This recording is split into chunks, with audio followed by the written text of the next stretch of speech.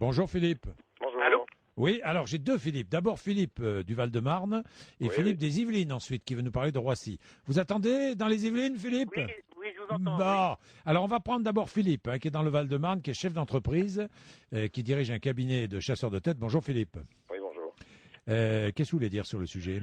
Écoutez, ce que je viens d'entendre notamment de la bouche de Hassan Oui. est hélas la caricature de ce que nous redoutons tous dans un pays comme le nôtre, laïque, de tradition chrétienne, et qui, chrétien ou pas d'ailleurs, on s'en fiche, Oui. cherche avant tout à maintenir la laïcité et un peu de modération dans le propos des uns et des autres. Et de tolérance dans tous les Et cas. de tolérance, oui, parce que si on justifie le voile Hassan pour les femmes en disant que la religion l'impose, la lapidation aussi, et la charia donne d'autres obligations aux musulmans qui, hélas, sont peu compatibles avec un pays civilisé à l'heure actuelle. En tout cas, pas avec le nôtre.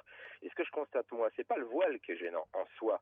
Une femme musulmane peut se voiler, comme une chrétienne peut porter, le cas échéant, une mantille, et c'était encore le cas il y a 20 ans, comme une femme juive peut, d'ailleurs, c'est le cas des femmes orthodoxes juives, être couvertes ou avoir une perruque. On s'en fiche. Le problème, c'est tout ce que ça a comme incidence directe sur le refus de vivre en communauté avec une société laïque. Je m'explique.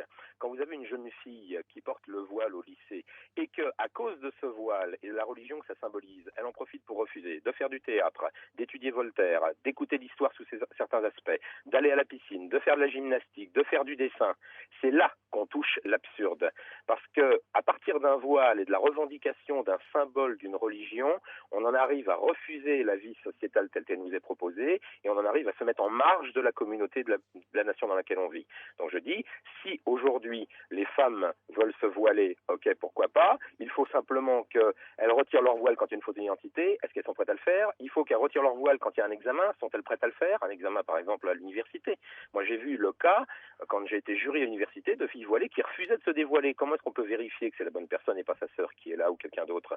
Donc je dis, il y a des règles en France. Nous sommes en France, on n'est pas en Arabie Saoudite où j'ai vécu quelques années. Donc je connais bien ce problème-là. On est en France, il y a des règles à respecter qui sont des règles françaises, nationales, faites sur un État laïque fondé par des lois depuis 1905 et en foi de quoi? Où les gens religieux de gauche, de droite, bleu ciel, bleu marine jouent le jeu, ou bien ils se mettent en dehors de la communauté. Merci Philippe. Merci à vous. Bonne journée, au revoir.